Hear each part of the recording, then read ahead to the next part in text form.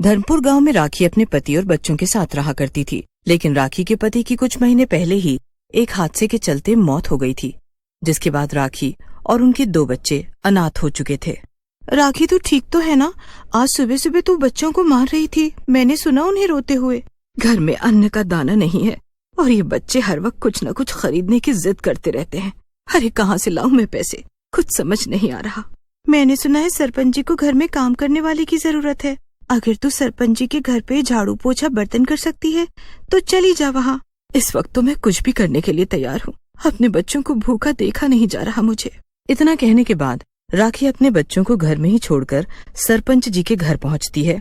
अच्छा, तो तुझे बिजली ने भेजा है। तू घर के काम करना तो जानती है ना? खाना बनाना, झाड़ू पोछा बर्तन सब कर लेगी?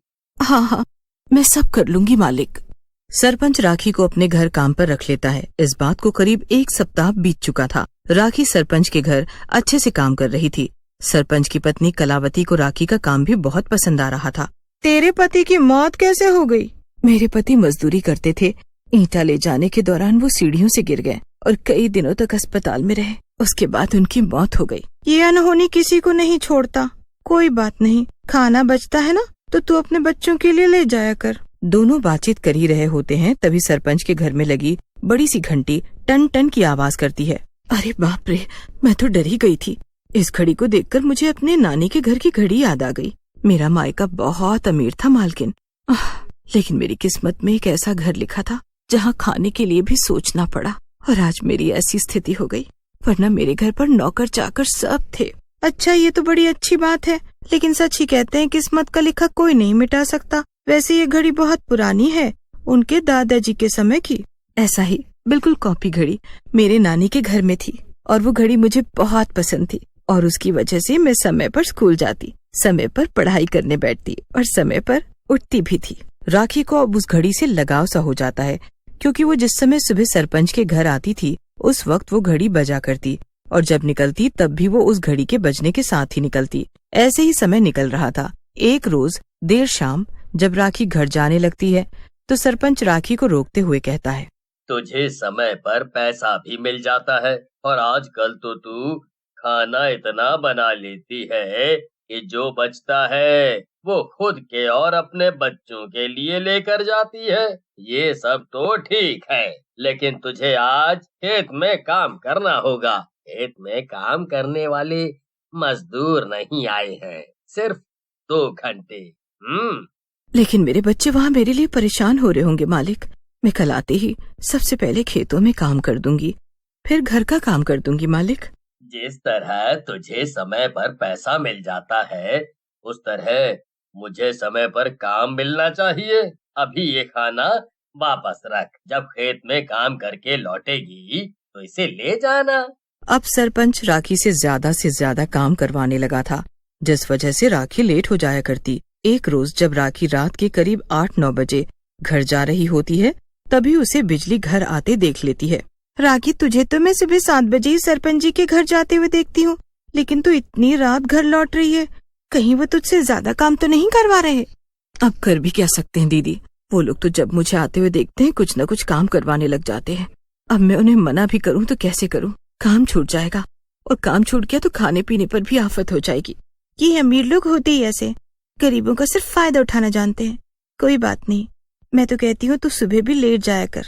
जब ये लोग तुझे लेट आने देते हैं तो तू क्यों टाइम पर जाती है? राखी भी 1-2 दिन काम पर लेट जाती है, जिसके लिए सरपंच राखी को खूब सुनाता है। सरपंच जी, मैं कई महीनों से रात में घर लेट जाती हूँ। बच्चे भूखे मेरा इंतजार कर रहे होते हैं। आपको जितना काम करवाना है आप मुझे 7 बजे तक करवा लिया करिए। सरपंच राखी की एक नहीं सुनता और रोज ही उसे लेट जाने देता है। एक रोज राखी की तबीयत खराब होती है। वो ठीक से चल भी नहीं पा रही थी, उसे बहुत तेज बुखार था, लेकिन फिर भी वो अपने बच्चों के लिए काम पर जाती है। लेकिन जब वो सरपंच के दरवाजे पर पहुंचती है तो उसे 10 मिनट लेट हो चुका था। बहुत हो गया तेरा, तू हर रोज लेट आती है। आज से तू सरपंच जी, मेरी तबीयत खराब है, इसी वजह से मैं आज लेट आई हूँ। एक तो लेट आई है, ऊपर से जुबान लड़ाती है। अभी बताता हूँ तुझे। इतना कहकर सरपंच पास रखी हुई लाठी उठाता है और राखी को मारने लग जाता है। राखी सरपंच से उसे ना मारने की विनती करती है, लेकिन सरपंच लगातार राखी को मारता रहता है। राखी की तबीयत खराब थी, जिस वजह से ज्यादा पिटने और चोट की वजह से आखिरकार उसकी मौत हो जाती है। ये क्या किया आपने, इसे मार दिया? हे भगवान, किस मिट्टी के बने हैं आप? सच में आपको देखकर तो मुझे कभी कभी ऐसा लगता है कि आप इंसान नहीं शैतान हैं जी, शैतान। मुझे अंदाजा नहीं था कि ऐसा कुछ हो जाएगा। अब हो गया है तो इस समस्या का समाधान निकालना है। सरपंच ऐसा ही करता है, अपने आदमियों को कहकर राखी को पीछे के खेत में दफनवा देता है। लेकिन इधर गांव के लोग राखी के बारे में पूछने आते हैं, तो सरपंच ये कहकर उन्हें वहां से जाने को कहता है कि राखी कई दिनों से काम पर आ ही नहीं रही है। गांव वालों को समझ नहीं आता कि आखिर राखी कहाँ चली गई। राखी के साथ हुए इस हादसे को करीब 2 महीने बीत चुके थे। गांव वाले भी धीरे धीरे राखी को भूल चुके थे। वहीं राखी के दोनों बच्चे अनाथ हो चुके थे। एक रोज देर रात, अगर ये घड़ी दादाजी की नहीं होती तो कब का इसे तोड़ देता। रात भर बजती रहती है। सरपंच के इतना कहते ही घड़ी में से रोने की आवाज आती है और कुछ देर बाद जोर जोर से हंसने की आवाज। सरपंच जब उस घड़ी की तरफ देखता है तो 2 लाल लाल आंखें उसे घूर रही थीं। वो डर जाता है और तुरंत घड़ी की तरफ बढ़कर घड़ी को जमीन पर पटक कर तोड़ देता है और सो जाता है। लेकिन अगली सुबह सरपंच उसी घड़ी की आवाज से उठता है। सरपंच उसे एक बुरा सपना समझकर अपने गांव के पंचायत में निकल जाता है। लेकिन जब वो पंचायत में पहुंचता है तो वहाँ पंचायत खत्म हो चुका होता है। अरे सरपंच जी, अब आने का क्या फायदा? सभी ने आपका इंतजार किया, लेकिन आप अब आ रहे हैं। लेकिन मैं तो समय पर निकला था। मुझे 12 बजे का समय दिया गया था और देखो अभी 12 बज रहे हैं। ये क्या? मेरी घड़ी खराब कैसे हो सकती है? इस घड़ी में तो 2 बज रहे हैं। सरपंच अपने घर की बड़ी सी घड़ी को देखकर आया था। उस घड़ी में असल में राखी की आत्मा का बसेरा हो चुका था और उसी ने सरपंच की घड़ी का समय आगे कर दिया था। ऐसे ही कई दिन चलता है। सरपंच या तो कभी पंचायतों में लेट पहुंचता या फिर वो वक्त से कई घंटे पहले पहुंच जाता। अब की बार फिर से सरपंच उस घड़ी को तोड़ देता है, वो भी सबके सामने। कभी कहते हो इस घड़ी में से रोने की आवाज आती है और कभी आप ये कहते हो कि आपने इस घड़ी को तोड़ दिया था। आपका दिमाग तो खराब नहीं हो गया है जो दोबारा इस घड़ी को तोड़ दिया आपने? सरपंच कुछ भी नहीं कहता और उस घड़ी को तोड़कर फेंकवा देता है। अगली सुबह फिर से वो घड़ी सरपंच को उठाती है। सरपंच के साथ साथ उसके घर वाले भी हैरान थे। लेकिन कलावती को लगता है कि उस घड़ी से सरपंच के दादाजी का लगाव था, तो सरपंच ने उस घड़ी को बनवा लिया। गुस्सा शांत होने के बाद ऐसे ही समय बीत रहा था। घड़ी से सरपंच परेशान था। एक रोज सरपंच की पत्नी घर पर नहीं होती। सरपंच अपने दोस्तों के साथ पार्टी कर रहा होता है। उस घड़ी में मौजूद राखी की आत्मा सरपंच और उसके दोस्तों की बातें सुन रही थी। तभी उसमें से आवाज आती है, तूने सबको झूठ बोला, तूने मेरा खून किया है, तू खूनी है, खूनी, तू खूनी है सरपंच, एक खूनी है तू। ये सुनकर वहाँ मौजूद सभी लोग हैरान थे। तभी उस दीवार घड़ी से 2 लाल आंखें झांकती हुई नजर आती हैं और पल भर में वहाँ एक चुड़ैल प्रकट होती है जो सरपंच का गला दबोच लेती है। लोगों को सच बताता है या फिर तुझे मार कर मैं इस राज को राज रहने दूं? नहीं नहीं, मत मारो मुझे।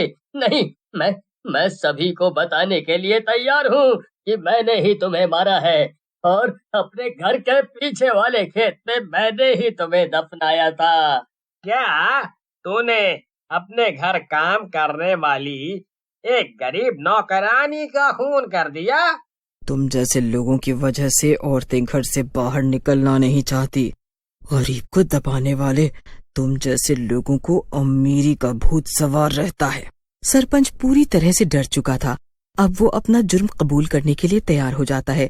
इतना ही नहीं, वो सारे गांव वालों को बताता है कि उसने ही राखी को मारा है और वो राखी के बच्चों की परवरिश की जिम्मेदारी भी उठाता है। लेकिन खून के इल्जाम में उसे सजा होती है और जब सरपंच की पत्नी को इन सब के बारे में पता चलता है तो कलावती राखी के बच्चों को गोद ले लेती है और उनकी परवरिश करने का फैसला लेती है, क्योंकि वो अपने पति के पापों का पश्चाताप करना चाहती थी।